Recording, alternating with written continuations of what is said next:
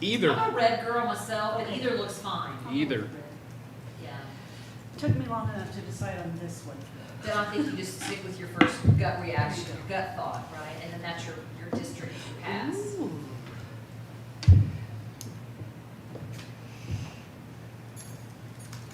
Cool beans.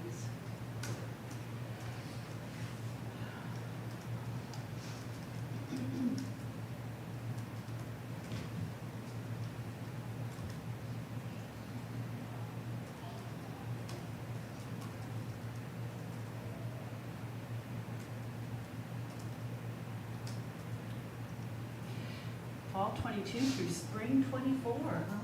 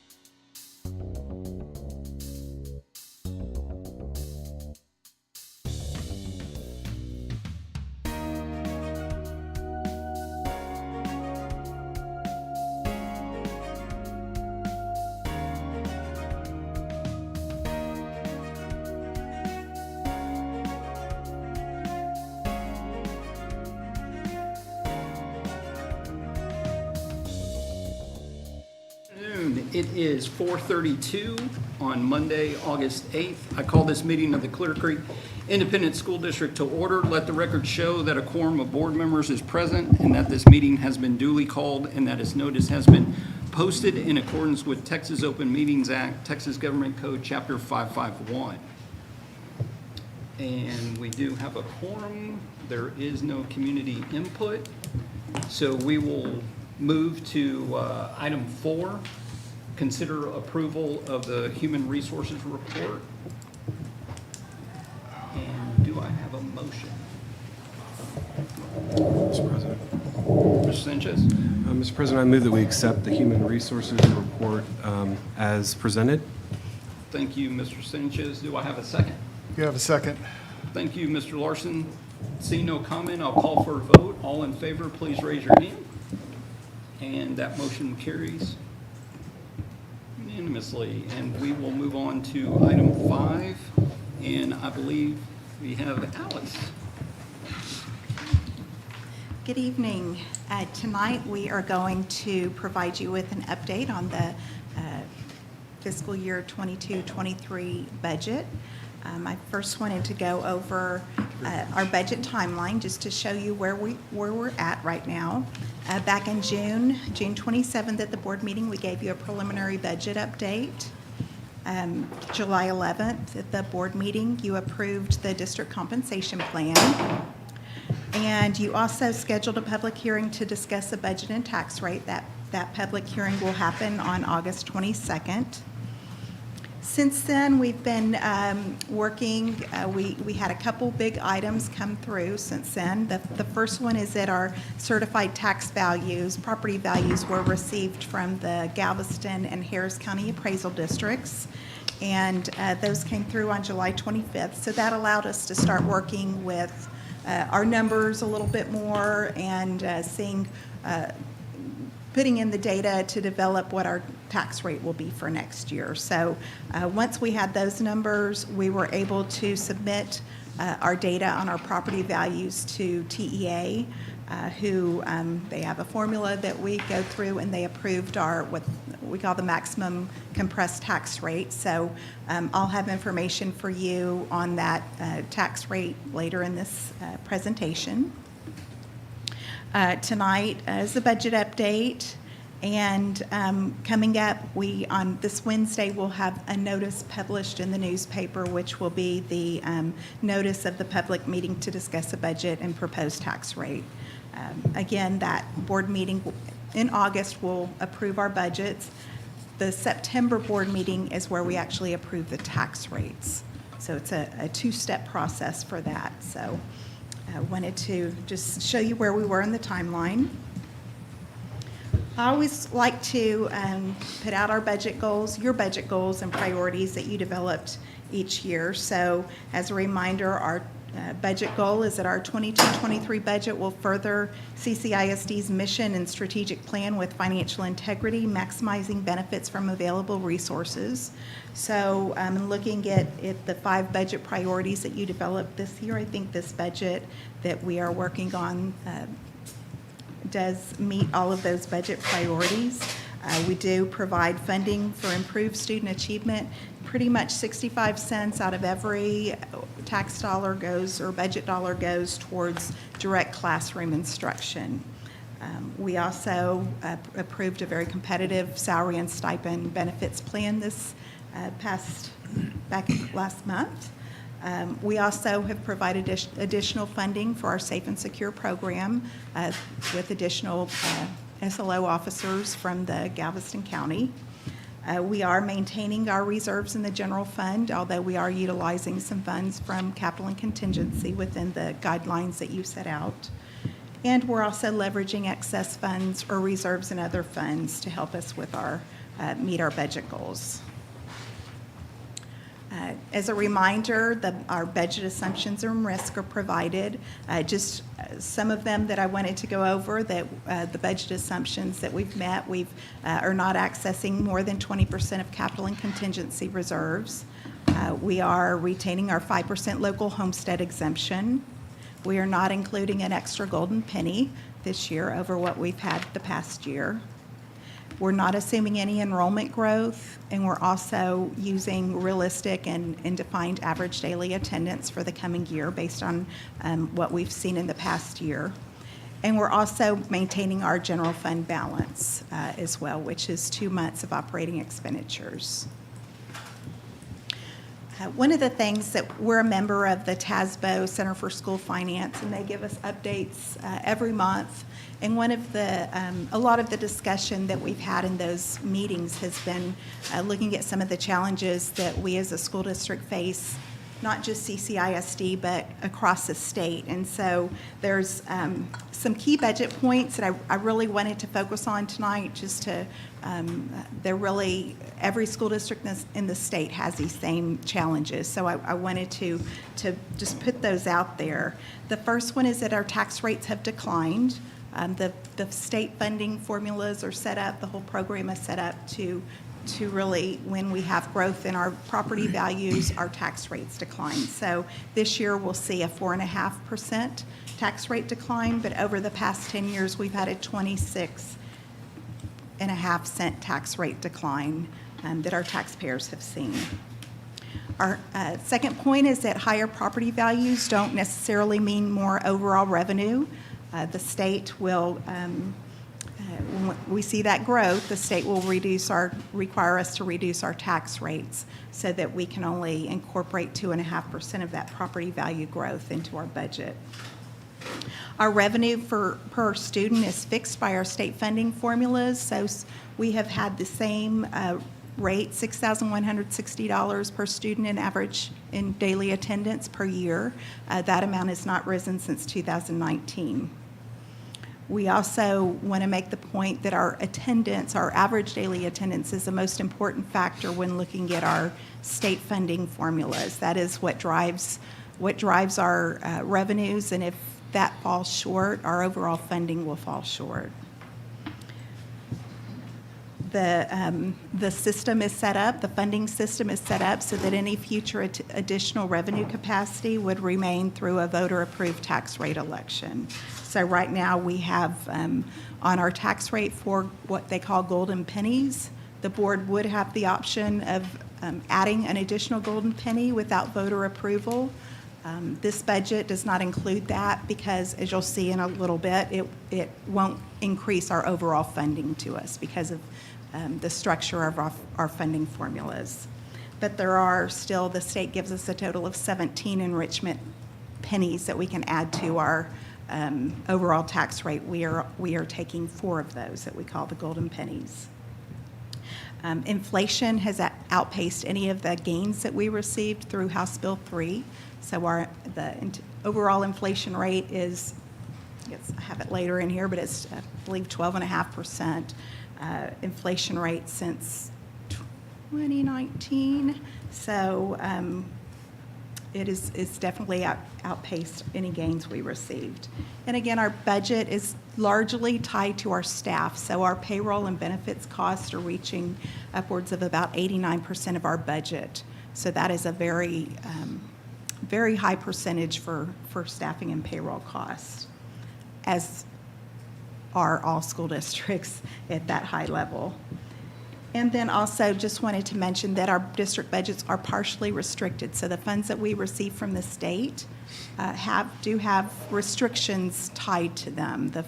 We will receive certain allotments for things like special education or career and technology or state comp ed, and they require us to spend a certain percentage of those dollars on those specific programs. So it's there is not as much undesignated funds coming through the state as we would like to see. So getting on to the general fund budget, I wanted to just point out a few highlights of the budget. Our student enrollment projection is based on 40,000 students next year, so we're not assuming any enrollment growth. As a reminder, we did provide a pay increase for our staff, 2% for professional and 3% for our auxiliary and paraprofessional staff. And we have a beginning teacher salary this coming year of $58,000. We also include in this budget, there is a revenues less expenditures leaves us with a shortfall of $9.2 million, which we have set to be covered by a transfer from our capital and contingency funds. I wanted to go over a few of the revenue items. Our property value growth that we received when the past few weeks from the appraisal districts has risen by 12%. That number, there's still properties that have their values under review, so I expect that number to go down. But it is a significant increase, especially considering that the state increased the homestead exemption from $25,000 to $40,000 for our homeowners. We did compress our tax rate when you'll see later in the presentation that our tax rate is compressed to the state floor, and that leads us to a 4.5-cent drop on our maintenance and operations tax rate. We are maintaining our local optional homestead exemption for our homeowners in our district of 5%. Again, that homestead exemption increase I listed here of $25,000 to $40,000. We have an average daily attendance assumption of 94.5%. Pre-COVID years, we were at about 95.5%, but we're just trying to be conservative, not sure how that's going to fall out this year, so we've kept it at 94.5%. We do have some increases. Interest rates are rising, so our investments and bank accounts are earning more interest, and we've been able to bump up that. We've also been able to bump up our SHARS revenue, which is federal reimbursements we receive for some of our students. We do have operating transfers included from other funds in our general fund budget, and those are from our self-funded, some of our self-funded insurance plans. And we also have some land sales, properties that we've identified that we own that we can sell over the next coming years. On the expenditure side, the salary increase of 2% and 3%. We included targeted compensation adjustments for some of our staff, custodians, child nutrition workers, and bus monitors. Those are the areas that we've struggled to fill open positions with. We were able to increase our substitute pay rates this year. And we've also did identify staffing reductions that we could make to account for some of those enrollment losses that we've had. On the expenditure side, we've also seen some pretty severe increases. Our property and casualty, which is something we struggle with every year, those premiums are rising by about $1 million this year. Our transportation fuel, with an increase in fuel costs this past year, has seen a sharp rise, along with some of our technology products and other cost increases just in general maintenance supplies and things like that. We're looking at about $1.7 million built into our budget for that. We are utilizing our ESSER funds to cover certain expenditures, so that we have that planned over the next 2 budget years where certain expenditures will be covered by that federal grant. And then one of the one-time savings or modifications to our budget that we will see this coming year is adjustments to the 23-24 calendar to move those days worked in August, reduce those days worked in August to allow for a one-time savings of $6.8 million. And then we're really setting out to look at all of our expenditures next year, but one of the areas that we're starting to watch very closely is overtime, and just managing it and watching it closely with our budget managers we have some reductions built in, but keeping a closer eye on it as we go through the year is what we plan to do. So I've provided an outline of the general fund budget. This has not changed significantly from the budget that you saw in June. It's very, very similar. We're working on the line item details. There's thousands of lines that go into each of those numbers, so we're working on that. But what I've provided here is just a summary of our actual expenditures that we had in 2021. One thing I wanted to point out is when we closed our books for fiscal year 21 this past fall, we did have a surplus, and we're able to transfer $6.3 million in that general fund over to the capital and contingency fund. So when we adopted our budget this year, as you recall, we adopted a balanced budget, but during the year, we saw the decline in our attendance and resulting loss in state revenues. And so we do still trying to get our arms around what that deficit's going to be for this past year, but we're looking at probably about $13.5 million that deficit, which will require a transfer from the capital and contingency fund. So we moved 6.3 over last year. We're looking at possibly bringing back $13.5 million to cover our expected deficit for this year. Moving over to the proposed budget, we are looking at, when you take our revenues over our expenditures, a $12 million deficit.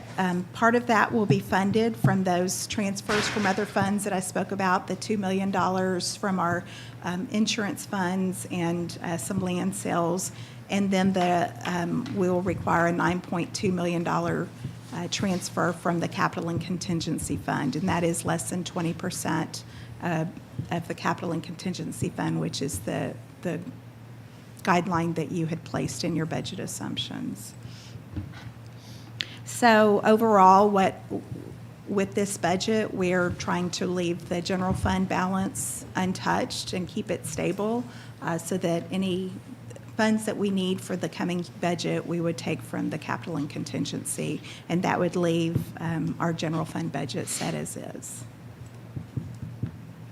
I wanted to just make a few comments about formula transition grant. This is a very confusing subject, but I did want to try to explain it as best I could. So back in 2019, when House Bill 3 was passed, the state invested billions of dollars into new dollars into public education, but Clear Creek ISD, as well as about 280 other school districts, did not see the gains that we should have seen with it, and so we actually received less revenue. So the state developed this formula transition grant to keep us whole and to ensure that we would receive at least 103% of the funding that we would have received under the old laws. So a few notes about this formula transition grant. Overall, the state has set a limit of $400 million in their budget to cover this grant amongst the 200 or so school districts that receive it. If the funding formulas come in where that the numbers come out where, say, it's going to cost $500 million, the state will do what they call proration, and they will reduce every district's share of that grant so that they're only spending $400 million total across all those districts. So that puts us at risk to not receive the full amount that we should receive for formula transition grant. It does not look like this proration will affect any of the districts for this past year, which is good news, because that was a concern at this time last year, is that our funding would be cut. But it does not look like that's going to happen. This year, I believe their funding formulas show that there will be some proration, but we do expect that. I'm talking with TASBO and the folks at the Center for School Finance. It's too soon to say if that will happen. So we are not anticipating, or we have not built any proration losses into our budget for next year. This funding does expire after 5 years, so in the fall of 2024, unless some new changes are made at the state level and their funding formulas, we could see a significant loss in state funding. Just as a note, I wanted to list the amounts that we have received over the past few years. So in fiscal year 20, we received $9.6 million. Fiscal year 21, we received $12.8. Fiscal year 22, it's estimated it will be closer to $3.4 million. So some of our there there's a lot of factors that play into the formula, but that amount was reduced this year mainly because we were able to generate funding through some of our student counts with CTE and things like that, where some of our numbers went up due to formula changes. And this year's budget has $12.2 million built into the grant. I think that's on the high side. I think it will come in less than that once we have better tax revenue numbers and values. Those numbers, I think, will come down. Overall, our revenue won't change. It's just that we'll generate more revenue in state funding and less in formula transition grant. So the formula transition grant, just to summarize, it's impacted by many things. It's impacted by our tax values, our tax revenues, our student counts, whether or not if we utilize an additional golden penny. If we were to add a golden penny to our budget this year for a total of 5 pennies, right now we have 4, we wouldn't see additional revenue. It would just offset, it would reduce what we'd get from the state. So those are just things that play into that decision when we look at our tax rate, and just wanted to make sure everybody was aware of that, this formula transition grant. So fiscal year 22-23 and 23-24 will be the last 2 years that we would receive this. And so hopefully the state will make modifications in our favor to fix this for the next in the next legislative session. So some of our budget risk and challenges that are built into this budget are, of course, that impact from the formula transition grant proration. So I think it's too early to tell, like I said, but that always is a risk. Any impact we receive from our student enrollment and attendance. So I think we're set. I think we're set good with good estimates of what our enrollment will do based on the history and the data that we have from prior years. So I feel good about that. We do any expenditure impacts we have from rising inflation. That was something that hit us this year. We didn't have built into the budget were the fuel increases that we saw, but luckily we were able to move around some funds to cover those. And expenditure overages due to tightening of budget and payroll. So when I say that, several years ago our budget and payroll, which is our biggest expense, at the end of the year, if you looked at budget to actual, we would have funds available. Well, those funds have tightened. So we might have had $7 million remaining in prior years. We have set our budget up and tightened it so much over the past few years. We'll probably have maybe $3 million this year. So it's we are utilizing the funds that are budgeted, and there is not a lot of cushion built into the budget. And also, just one of the challenges that we'll face is identifying expenditure reductions for future budget years as we go through this next year. Moving on to the debt service budget. Our debt service budget, I've also provided our actual figures from fiscal year 21, and I'll highlight that particular year we had a surplus in there that we brought in our revenues over expenditures of $7.4 million, which added to our fund balance that year. This year we adopted a 29-cent, in fiscal year 22 we adopted a 29-cent tax rate on our debt service side, and so that we have a budgeted deficit in there of $1.7 million, which we feel comfortable doing because we do have some excess fund balance that we can bring down in that fund. Looking at our 22-23 proposed budget with the property values that we've received, we are anticipating keeping that, if we were to keep that tax rate on that side at 29 cents, that would provide a deficit of $1.2 million, but we can still, that we have the fund balance in there to cover that reduction. So we feel comfortable with that. Again, we're continuing to look at this. We actually were looking to see if we could bring that tax rate down to 28 cents.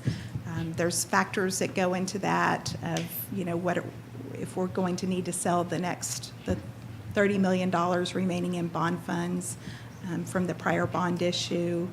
I do have we're selling $32 million in bonds this month, and so I do have the anticipated debt service built into these expenses in this particular budget. So we're looking at that, and again, we'll adopt the budget in August. We will adopt the tax rates in September. So that will be something we'll look at is projections out to see what we can do with that tax rate. So finally, I wanted to talk about our tax values. The Galveston and Harris County both provided us with our certified tax values. You'll see the percent change from prior years. We were have a 12% anticipated increase in those property values. That really helps us on the debt service side that we were talking about, because we can utilize that fully. The state doesn't mandate what we do with as much on the debt service tax rate side. So the values that they provided, even though we have a 12% increase, that includes that increase of that homestead exemption as well, of from $25,000 to $40,000. And just as a reminder, in May, the Texas voters voted on those two propositions. The first one that passed was limiting or a property tax limit reduction for our elderly and disabled. That goes into effect next year. And Proposition 2 passed as well, which increased that state-mandated homestead exemption. And the districts have mostly been held harmless on our state funding side for that change. Our tax rate comparison, when looking at the adopted tax rate with the rate that we will publish this week, you'll see that maximum compressed rate on our maintenance and operations side of 80.8046. We've got the 4 golden pennies on there, bringing our total M&O rate to 0.8446. With our INS rate of 29 cents, that gives us an overall tax rate of $1.1346, which is a reduction of 4.5 cents from the prior year. And just to summarize a little bit about our tax rate history over the past 10 years, you'll see that this chart shows on the yellow is our maintenance and operations side of our tax rate, how that's come down from I believe it was $1.04 back in 2013-14, and it's dropped down to the 0.8446 this coming year. And then on the debt service side, we were at 36 cents. That's come down to 29 cents. So an overall reduction of 26.54 cents over the past 10 years. And that is all I have, and I'll be happy to answer any questions. Thank you for that presentation, Alice. I'll open it up for any questions or comment. Mr. Bone? So if you go back to the INS projections, does that include the full 12% appraisal growth already built into that projection? No, I believe I had 8.5% built into that instead of the 12%. So if they fall out higher, it can actually come out a little better. The Harris County Appraisal District should get us better numbers by August. I think it's August 18th. So, which is a little late with budget, but it's not too late for approving the tax rate, which is in September. So it'll give us some clarity to work with when we move into September. Okay. Yeah, I know moving into that discussion, I think the way we handled it last year with varying projections based on what we do, what different rates would look like, and how the long-term effect of them looks. Yes. I think would be good information to have as we go into those discussions. Yes, I will provide that I can provide that actually in the Friday memo, because we've already have it built out 3 years past Okay. this future budget. Thanks. Mm-hmm. And I guess I'll kind of ask related to that, are we expecting any more remarketing of some of our bonds? So with this last one, we remarketed, there's 3 tranches on that 2013 bonds. This one that just came up, we set out for a fixed rate, so we won't have to remarket that again. Then we have 2 more, one coming next summer and one coming the following summer. Okay, and those are those also taking adjustable rates and fixing them like this last round was? We'll determine based on what the market's doing at the time. So it was prudent to do a fixed rate at this point because of concerns about what the market would do. I think our plan was sort of at this time to start fixing them out, but again, I'm not sure what will happen, what it'll be like in a year, but we would definitely work with our financial advisor to make the best decision at that point in time. Yeah, if we knew the answer to that, we could be making a lot of money somewhere. And I did also want to ask, kind of on the expense side, I know we didn't go into a lot of detail in this presentation, but we've talked before about the right sizing of the faculty numbers, and that's a big contributor to reduced expenditures. Has there been any more examination of not just teachers, but also administrators when it comes to right sizing our number of positions? We have not, so our staffing decisions and analysis really took place in the spring. We have not made any additional changes to our staffing plans. We're too far along in the budget for this coming budget year, but it would be up for discussion as we go through the next year and start planning for the future budgets, is really looking at all of our staffing across the board. So. Thanks. Yeah, I'll go. So first, thank you for that presentation. And the ending's always great whenever there's a reduction, so that's always nice. Just real quick to follow up on Trustee Bowen's slide 14, I just want to know if that's what he's referring to with the local tax revenues, the 21-22 adopted was 79.4. Is that what you're referring to? And then it's 85 million for the 22-23? Yes. Yeah. So, and that's about 7% between those two numbers. I know for myself as a taxpayer, my value went up about 13.5%, 14%. So we're not getting everything that, again, goes to Austin, but it's not everything we get back, right? Right. So on the INS side, we do benefit when those values go up. From the tax rate, it helps the tax rate. We can start reducing it if we need to on that side. So then that leads me to on slide 10, I know that there were numbers, here you go. So local funding stayed about the same. State funding compared the 21-22 adopted to the proposed year was a difference of about $21 million. It was 109 million, and then the 22-23 proposed was 88.7. That's significant of a drop. Is that, again, funding formula reasons? It's a drop in $21 million? Yes. So when when those tax values and tax numbers come up, it will drop our state numbers. Yeah. It also takes into account the ADA loss that we received this year. So yes, those are. I mean, that's very That significant. state revenue side is Mhm. that's where you're going to see Yeah. the significant reductions. Yeah. Federal went up about 4 million, but the state funding just in the year from the adopted to the proposed, significant of that 21 million. And when we adopted the general fund budget last year, we were anticipating a return of the students and the corresponding attendance that went along with those. So we did not only did we go down because of that But attendance. loss, but Yeah. attendance as well. Yeah.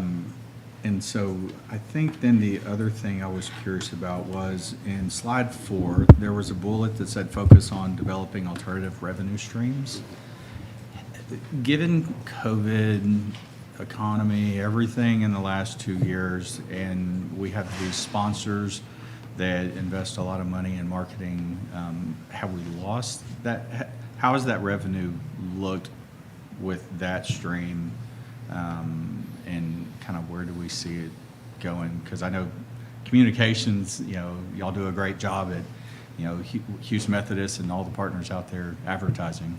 It looks good for this next year. We reduced the rates the previous year because we weren't having the attendance. We weren't expecting large crowds at the games.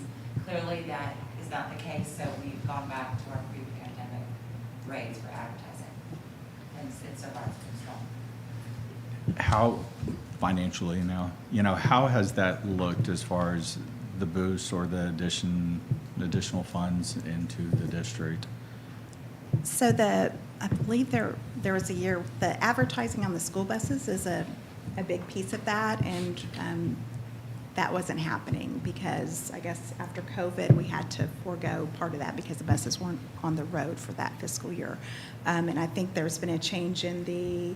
We're securing that. Right. So we are, right. I was just talking to Eva Descardenas, and they are working on that proposal again. So it looks like that, we're hoping to build that back into the So budget. we've been pretty fortunate to keep the partners and keep the investment and the advertising and securing all that is We have a very what I'm strong understanding. supportive community. And the advertising at the stadium goes to pay back the board as well as the staff, the kids who run it. So when you see those ads running events, it's really self-funding program at the stadium. But the advertising on buses, on newsletters and things like that are coming back. The scoreboard. Right, the scoreboard. Yeah, and I was going to clarify that for the record. The board is not this board.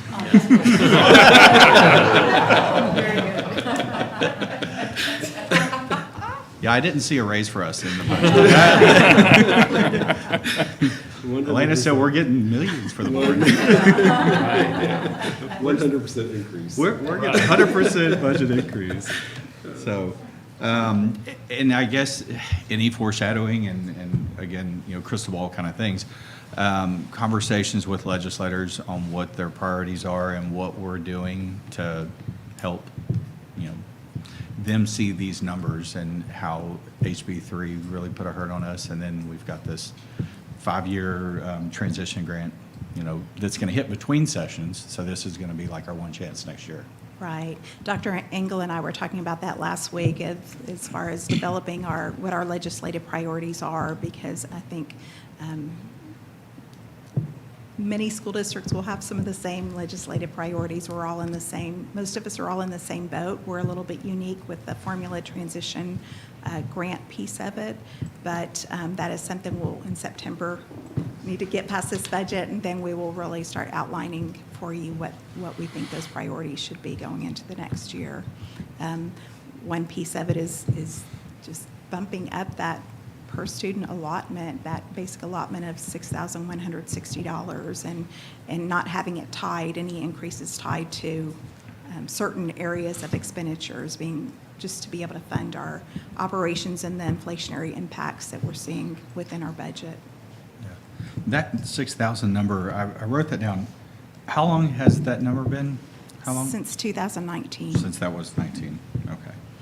And we've had about 12.5% inflation since then. And they did raise that to the $6,160, but they also there's a bill that was tied to it that 30% of any increase that you get into that adjusted basic allotment every year has to be spent on staff salary increases. So,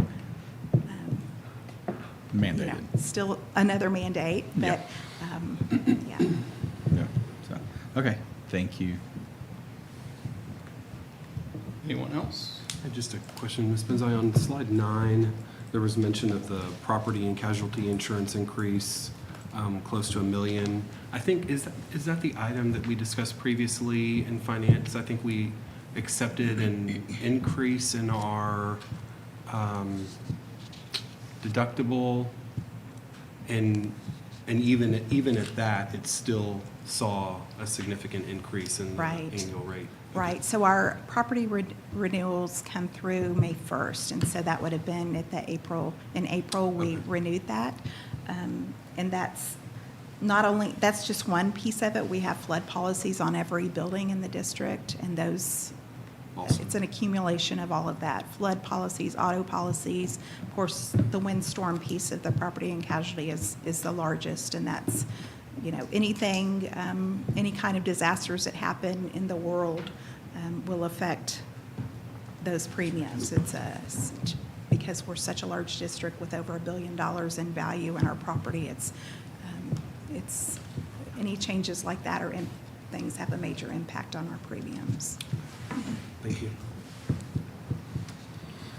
Mr. President, I have just a couple of questions. One, you said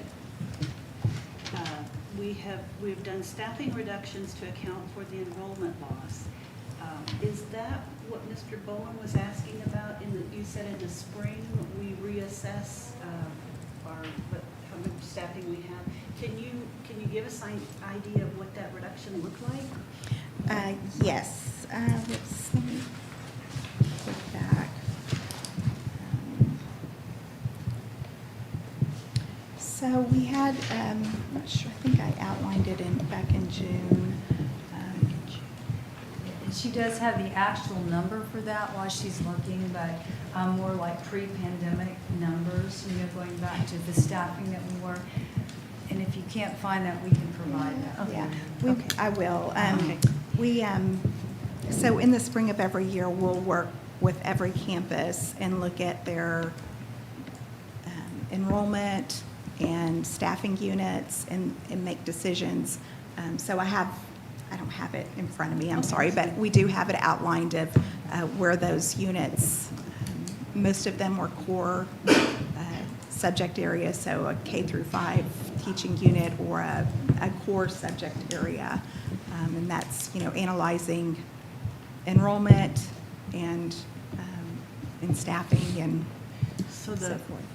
I don't want to put bamboo shoots under anybody's fingernails, but when we were getting all the emails about the choir reductions, was that part of that? There were some fine arts reductions Fine arts as well, reduction, okay. yes. And last question I have, overtime reduction, wonderful, I love to hear about that.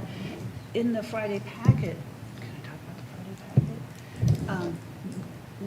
We have a strategy where we're going to encourage some employees to fill other spots. Is that going to offset whatever overtime reduction we're looking at here? It could, if we're able to utilize existing staff under 40 hours to work in positions that we're having to pay someone overtime to do. So perhaps if there's a custodial position and rather than having them work overtime for the extended hours, if we can utilize another position that's maybe a part-time position to fill out their 40 hours doing that, that can produce some savings. But what we've done over the past year is really develop some reports of each department manager, how much overtime they're utilizing, making everyone aware of the costs and looking at ways that we can maybe manage their staff's time better so that they don't encounter as much overtime. So it's a small piece of the budget, but I think we budgeted $450,000 reduction, but it's something that we'll just be watching and working with the departments every month to, make sure they stay within certain parameters and are aware of the cost. Okay, all right, thank you. Mr. Mill? I guess just returning to that subject a little bit, I remember when we had that conversation, and I know there's been a lot of things have happened between then and now, but when that conversation took place, it might have been in March or April about the staffing reductions. I asked for some sort of evaluation to take place to see if there was any way that we could make those reductions not just fall on only the people who actually teach students. And it seems like right now they're entirely focused on all of the reductions are going to be borne in the classroom, and people outside of the classroom will be almost, who don't teach students, will be almost completely untouched, and that just seems contrary to, I think, what we would want to communicate to the community about our priorities. So in between now and when we vote on a budget, is there any analysis that can take place to see if there is some sort of flexibility to reduce expenditures in non-classroom positions also?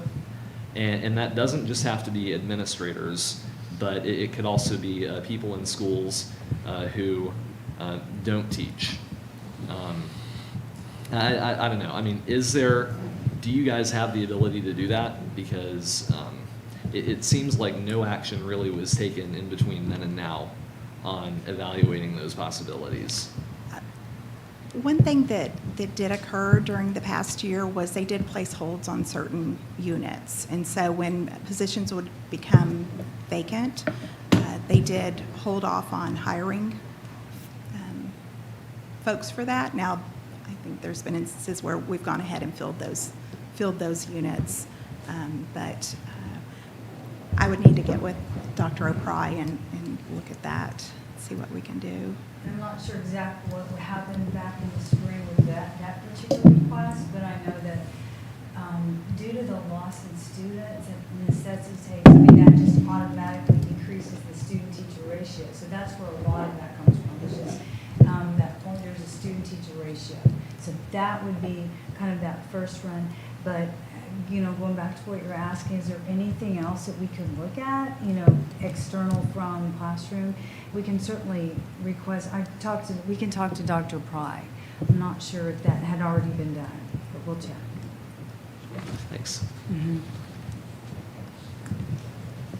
I know,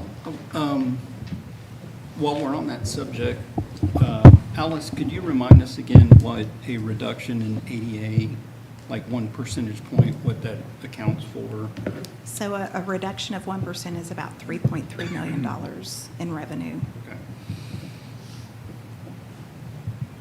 And so we roughly had gone from about 96% to around 93%. The state did come in and help us a little bit this year, so we Offset a little didn't bit. have all of the loss we would have had. But we've historically been about 95.5, 95.6%. So this year we're budgeting 94.5, so. And I know in getting to Mr. Bowen's point, which I do agree, we need to look across the board, but I want to remind, because I think knowing a little history will hopefully help our community realize that we aren't just making all of those reductions, because I can remember back 2012 when maintenance lost roughly 50, 60 positions, and I know for a fact we didn't hire those back. So I know that's one area. And then I want to remind everybody that when we talk about administrative costs, our administrative costs are almost half of what the state sets as a parameter. So I know that, once again, back in 2012, when we encouraged some people to, retire, take that early retirement, or if they left the district, then we didn't necessarily fulfill that position. We might have rolled it into another position. So I just want to make sure that we remind folks of that. And it sounds like we're in another situation where that might occur as well. So I want to make sure people know that we've been running with doing the same, if not more, with less, because we never did come back from that. And I think people just automatically assume that we did when we really didn't. So. Mr. President, that is an excellent point. If we could see those numbers, I think that would be, I know it would be very helpful for me, and I'm sure it would be very helpful for our community too. So thank you for bringing that up, and I would love to see those numbers. Correct. We can get that. Okay.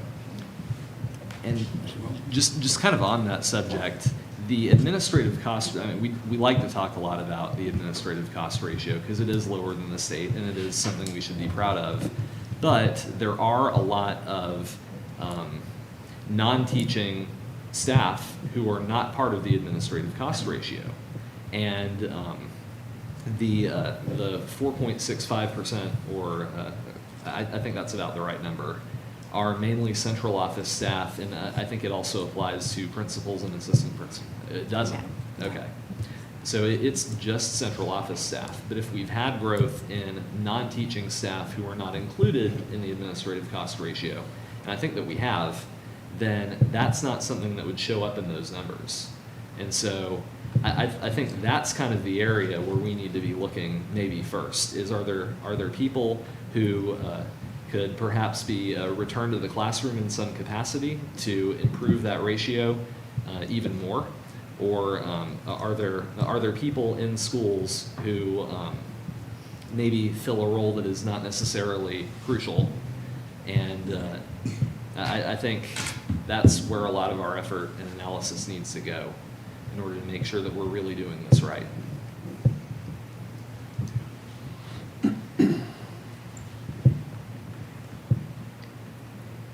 Seeing no further comment or question, thank you for that presentation.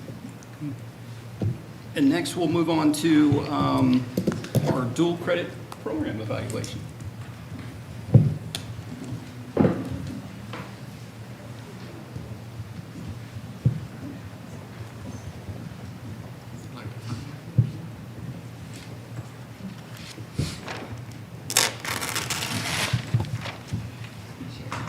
Good afternoon. Thank y'all for allowing me to present another program evaluation, our final one for actually the 21-22 school year, before we jump into some for the 22-23 school year.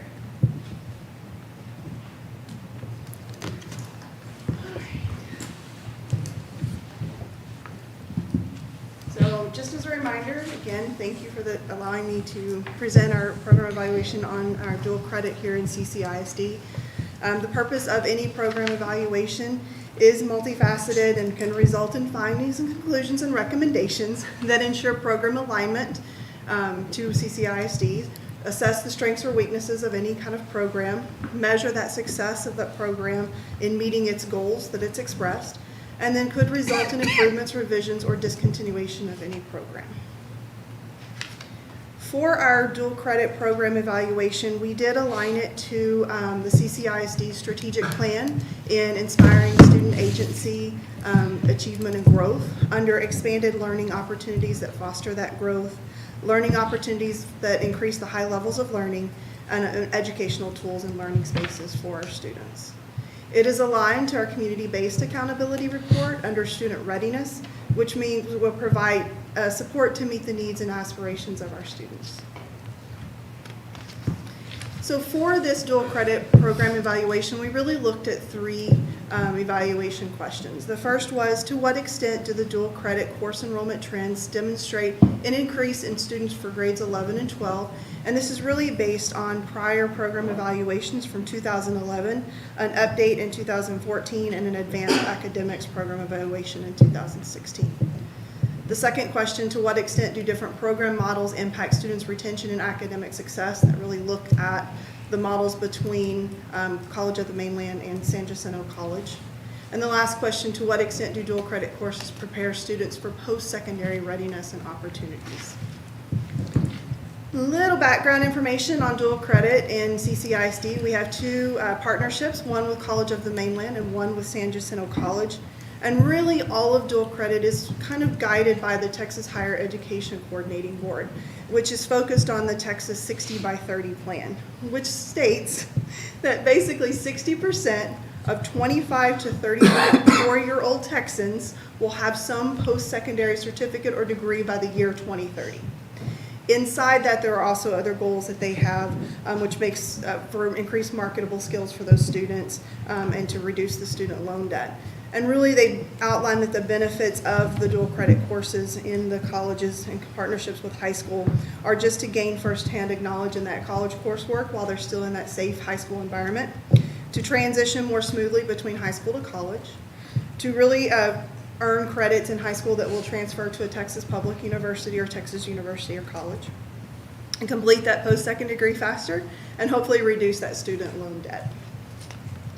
In addition, the 84th legislative session really required a partnership between the Texas school districts and our institutes of higher education for more of a collaboration between what dual credit is, including information to inform students and parents about the benefits and costs of dual credit, helping assist those students in that transition and acceleration of that post-secondary education. They will receive academic and college readiness advising, and then to ensure that the rigor of the coursework is sufficient enough to ensure academic success. A little financial information between our colleges for dual credit. College of the Mainland costs $250 per semester for 1 to 2 classes, and they do have a little additional fees. If you take a third class, there's an additional $75 fee, and in the past we've had online, now and hybrid, and so there's an additional class fee for those. San Jacinto College costs $58.50 to $117 for 1 to 2 classes with no additional fees. It is important to note we are considered out-of-district students for both of these institutions.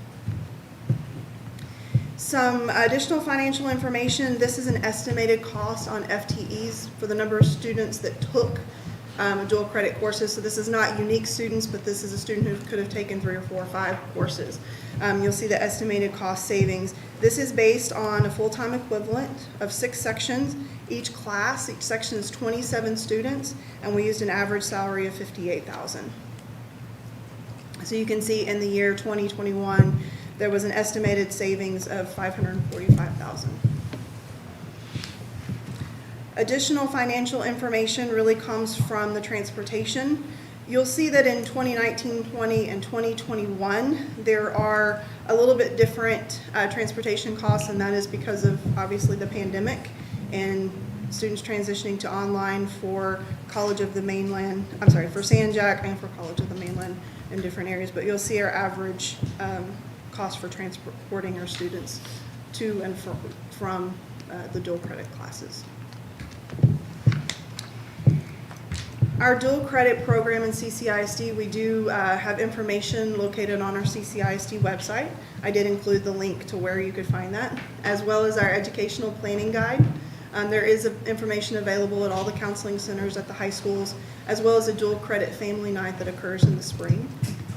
On average, our dual credit classes are offered to juniors and seniors, typically 2 class periods a day, either in the beginning or the end of the day. Freshmen and sophomores can take those. Obviously at Clear Horizons, it's 9 through 12. Grades and transcripts. So the high school credit they earn if they make a 70 or above in the college class. It is not calculated in the GPA, again, except for Clear Horizons. And once the student finishes for the semester, then it's the final numerical grade and credit is posted on their high school transcript. So I kind of put a graphic together of which colleges are served by which high school is served by which college. So you'll see College of the Mainland serves Clear Creek, Clear Falls, and Clear Springs High School, and they do that at the League City Annex building on Main Street. San Jacinto College South Campus serves Clearview High School, Clearbrook High School, and Clear Horizons. Clear Horizons is housed at San Jac South. And San Jac Central serves Clear Lake High School, and they are serviced at the Learning Support Center. So when we look at question 1 in our program evaluation, to what extent do dual credit course enrollment trends demonstrate an increase in grades 11 through 12?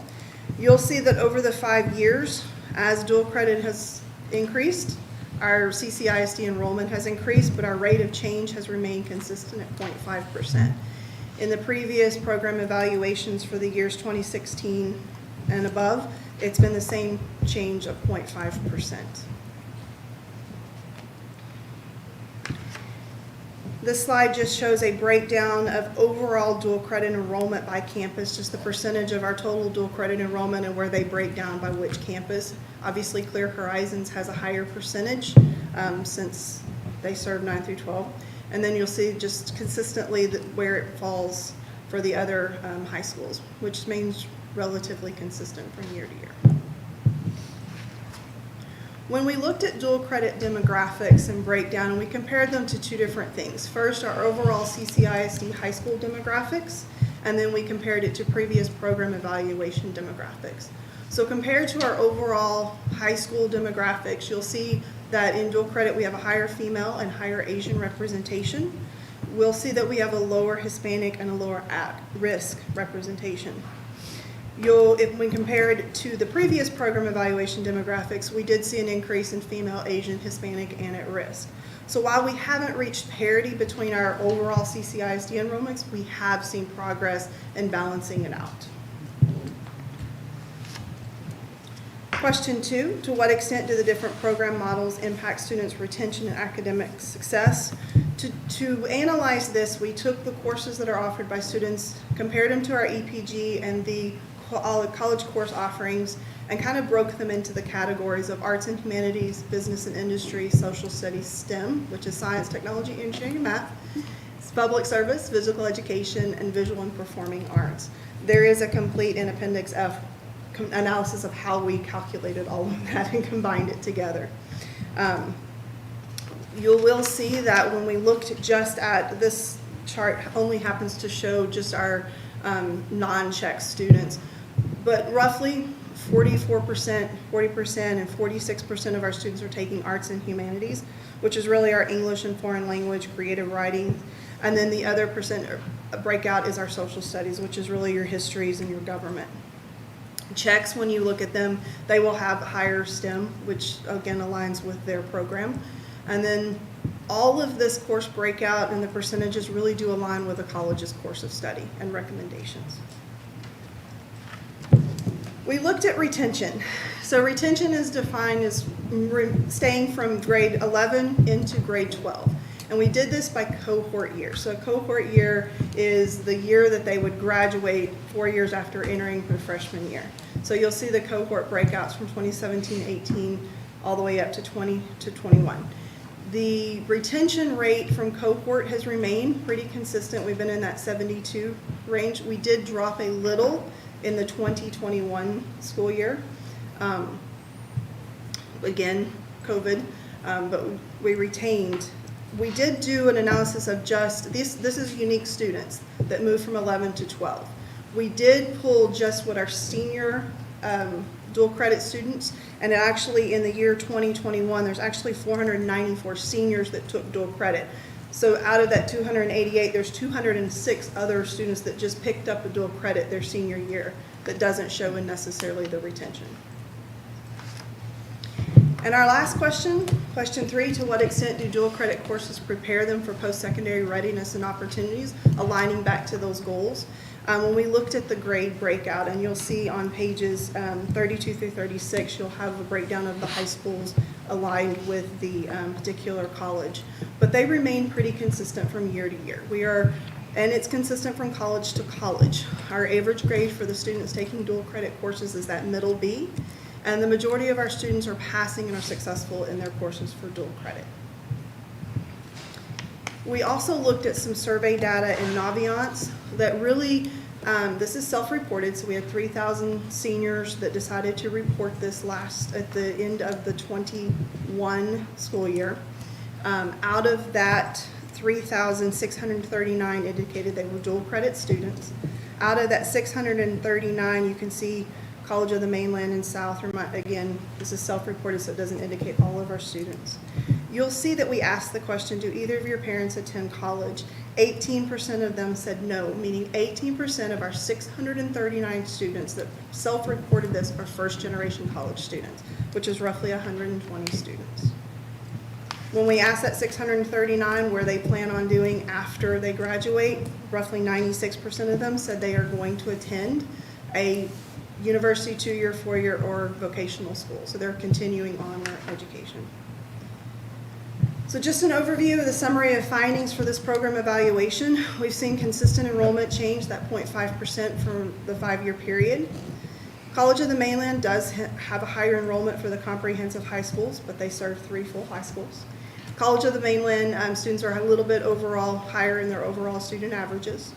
Our retention rate has remained consistent except for that 2021, and there is a breakdown of the tuition by college, but it does vary between the 2 institutions. Based on this information and the data, we are making 4 recommendations. Because dual credit falls under 2 entities, the Department of Advanced Academics and the Department of Student Services and Counseling and Student Services, we really want a clear designation of the roles and responsibilities between those 2 entities. And that will help align that communication and ensure that we are making sure parents and students know what dual credit is and how it can benefit them and their student as an advanced academic course and on their transcript. We also want to explore options for that increased accessibility for students. Since there is a shift in universities and colleges to have that online capability, we want to explore options and ways that maybe that can help our students here in CCISD attain more dual credit. Continue to explore ways to increase that participation. And then we also want a consistent survey method for dual credit, so we can really get some data to help assist in that process of getting that communication out on how our students are best served in dual credit. Thank you. Any questions? Thank you. Thank you for that presentation. I'll open it up for questions. Mr. Bowen? So when we talk about survey methods, but one thing I'm kind of curious about, and I don't know if this is something we've ever looked into, but have we followed up with students kind of as they finish their dual credit classes to see if they think they got value out of it? I mean, obviously there's the value to the student of having it on their transcript and being able to take it into college, take credit into college with them. But have we gotten any feedback on whether they think the class was good, whether they learned what they were supposed to? I mean, especially as compared to just staying at the school and doing an AP class, which is normally the option. I think most of these dual credit classes also have an AP option at the high school. So I've kind of always wondered about that. I mean, I was in dual credit classes when I was a student at Lake, and I had kind of a mixed opinion about it. I felt like it was not quite as rigorous as what I heard from some of my classmates who stayed at the high school and did the AP classes, especially in senior year when we did them. And so, I don't know, I would just be interested in that feedback, because I mean, the financial savings are great. The value to students of having that credit, especially if they wouldn't have done an AP class to begin with, is good. And I think a lot of them also like the flexibility of leaving the school early and being able to go to a dual credit class. But at the end of the day, we want to make sure the educational product is as good as it can possibly be. And so that's kind of what we need to evaluate about this. Is it as rigorous as we would expect? And do parents, teachers, and students feel that way? That's good feedback. I don't think we have that information, but that would be something that maybe Department of Advanced Academics and the Department of Guidance and Counseling Services can look into collecting for us. Thanks. Kind of along the same lines of something maybe to look forward. I love this. I love dual credit courses, and I think it's a great opportunity for our students. Have we looked at those students and then followed them like 4 years from now? Did they complete college? Like where along the way did they get? Have we looked at any of that? I know that'd be a little harder to track once they leave here, but. We haven't, but I think that's definitely something we can look at.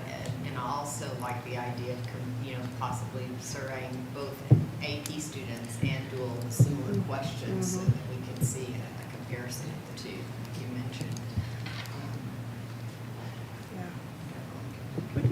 We could explore options and if that's a feasible way and how to even keep track of the students. It's That- difficult that's the- somewhat yeah. outside, once they leave us. We do get reported data Uh-huh. when they attend a Texas public school, but if they attend outside of Texas, we don't have that data. And one other point, and this is probably something y'all are aware of, but I was not aware of it as a student, I think the general public might not be, is that when you take a dual credit class, the state of Texas only allows you to take a certain total number of credit hours under in-state tuition. And so regardless of which Texas school you go to, whether it's a community college or one of the universities, if you're taking dual credit classes in high school, you are taking hours against that limit. That's right. And so it's possible for a student who takes a lot of dual credit hours and then wants to do something like a double major or a minor in college to get to the end of their junior year and realize that they've run out of hours and they would have to pay out-of-state tuition during their senior year. And looking back, maybe they didn't actually need all of those dual credit hours. And so is that something that we kind of try and be upfront with students about when they're making these decisions? I don't know that we've had that conversation, but one of the recommendations when we talked about identifying the roles and responsibilities is really using our two departments that have to work together to provide information to students, but also to make them aware of things like that and bring them more into the conversation as far as just information and why you would want to do this, why you might choose a dual credit versus an AP, and different pieces of information that will help them make informed decisions. Because you're right, I think some just sign up sometimes because their friends are, and don't necessarily know all the ramifications of some of the choices they make. And so we talked a lot about using that opportunity to clarify roles and responsibilities as far as communication goes, and even recommendations for students based on certain pieces that are specific to them. So we definitely could use that information as well in our info sessions. We talked a lot about that because I think there's a lot of misunderstanding because there are so many options and which one is best for me, and it depends on lots of factors that are personal to the student. What are your future plans? All of those. And so we haven't necessarily discussed that, but we know that's one of the areas we really want to shore up with that roles and responsibilities piece. So Thanks. Yeah, I've got a follow-up to that. First, I want to say that policy, I'm glad it wasn't in effect in the state when I did my higher education, because I think I would have gone through it about 1.5 times. So I guess one thing I might say about that is I'm wondering if that might be a possible legislative priority and something to think about there. But I do have a follow-up question on that, and that is, do we have any idea of those students who do take and complete dual credit courses?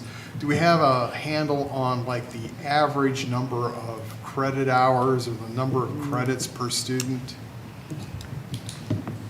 If they take it their junior year, they finish high school with 12 hours. If they just take it just junior or just senior, they finish with about 6 hours. Okay. And that's 6 college credits, unlike AP where they have to apply for the credit once they get to college. Okay. Yeah, and the reason I ask is because I've seen some studies that say that there's sort of a break point of about 20 hours. If a student gets 20 hours worth of college credit in high school, that they're probably going to succeed at the higher level, and which kind of makes sense. So I have not a related question, but certainly related to this presentation, and I'm kind of curious about checks. And when my daughter went through checks, it was just starting out, and it was undersubscribed. And what is the subscription rate on that? I mean, as far as the lottery, how oversubscribed is the lottery for checks? There are 125 spots per grade level, and the majority of the grade level, I mean, they are full, especially the freshmen, and then like freshman, sophomore year, if a freshman and sophomore year, but opening comes up, they go back to the lottery and admit more people. By the time it becomes junior and senior years, those numbers do decline a bit, based on sometimes the rigor of, because they start taking more dual credit classes, and sometimes that rigor does require them to go back to their home campus. So,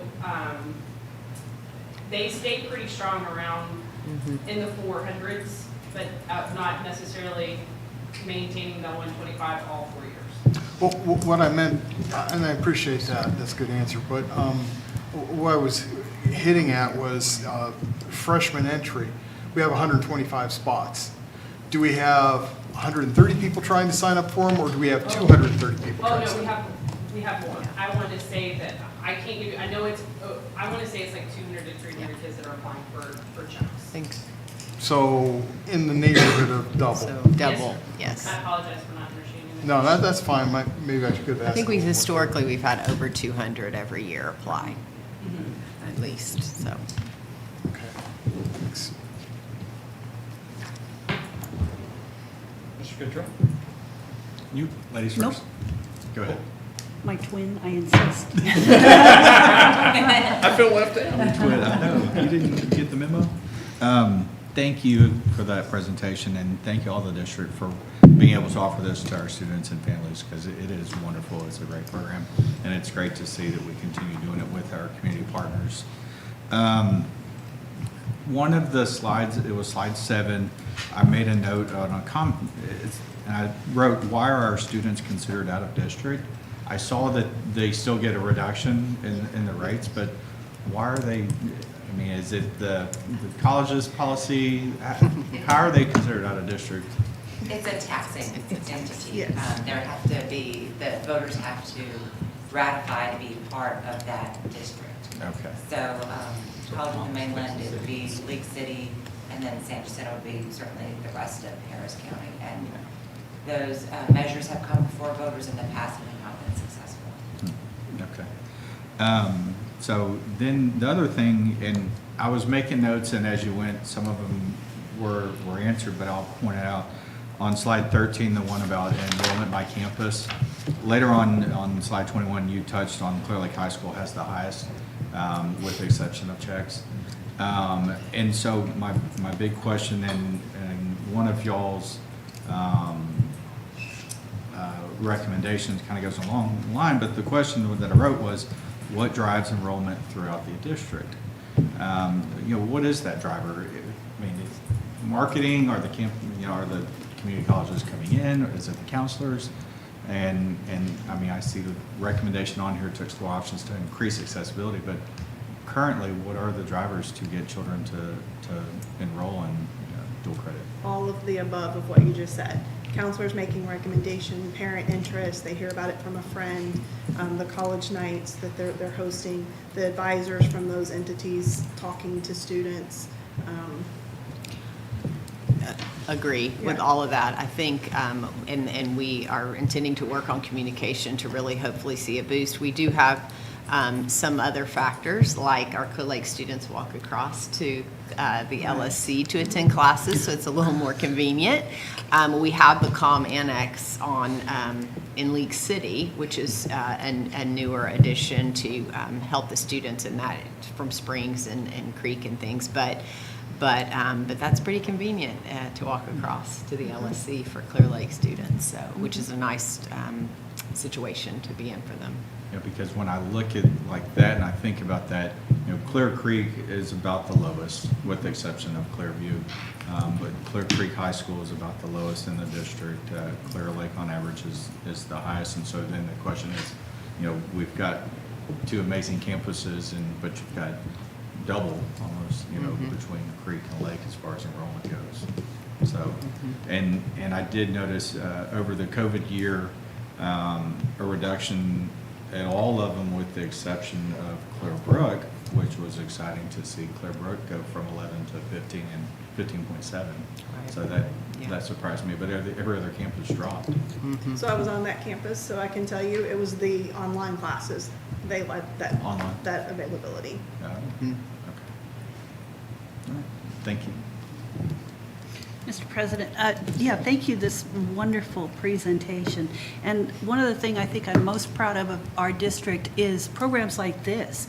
You said we commit to support the need, meet the needs and aspirations of each student. And I love that we have dual credit and checks and AP classes. I love that we do that for all our students. The demographics slide, can you, I'm wondering, how did our Hispanic representation and our at-risk representation fall? Am I understanding this? No, it didn't fall. What we're comparing it to is our overall CCISD demographics for all 9 through 12th graders. And so when you look at the percentage on page, get to that end. For example, if you look on page 24 in the report, our at-risk for just 2021 is 19.4%.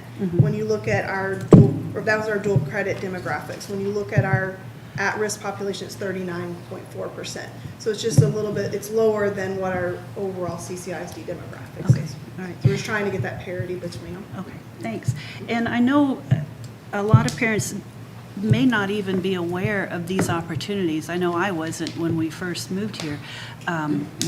But that cost is not that expensive. I mean, even COM at $250 for 1 to 2 classes, I think that's very affordable.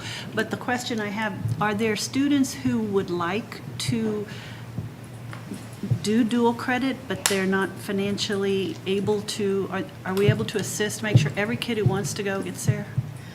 I didn't, for this program evaluation, I don't have information Oh, okay. about that data. I believe that would be something that we would have to. They actually they can apply for financial aid. Here we go. So they can do a FAFSA or a TASPA and actually get financial aid for dual credit classes because they're college classes. Okay, so are any maybe denied because they don't qualify based on the FAFSA or anything like that? I haven't heard of any, there's Okay. always a possibility, but I really think that if a student is striving to do dual credit, most of our partners will find a way to help them get there. Okay, great, thanks. And I Ask a really think, quick question related to that. Are dual credit classes also open for Hazelwood Act benefits? Yes, because Okay. they're college credit. cool. Last question I had on the slide where it talked about the expense, the busing, the kids getting on a bus and going to the campus. I didn't see any expense this last year for Creek to come, Waianae, White Lake, they just walk across the thing, or Brook to San Jack. Do they consolidate where the kids They get were picked up? online courses at all St. Jack last year, so they were all online, so there wasn't transportation. Oh, okay. Okay. Thank you. That's all I've got. And I guess I was going to piggyback off that because I've been asked a couple transportation questions by Springs parents, but how many students do utilize, I guess, transportation to and from? Do we have that information? I know we have the mileage and the cost, but We've done some research on that, and the number is pretty low, but Okay. I think, do you have that? We can pull that for you, and the number has historically been low. I think because they're junior and seniors, they tend to drive. Right. But we can pull that. And we've gone from like larger buses to the smaller Smaller ones. and more economical buses in order to accommodate the fewer numbers.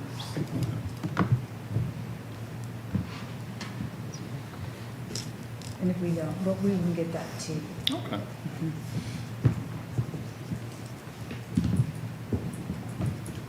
And are there any further questions? Well, thank you, Ms. Henley, for that presentation. Thank y'all very much. And seeing no further business before the board, I will adjourn us at 5:55.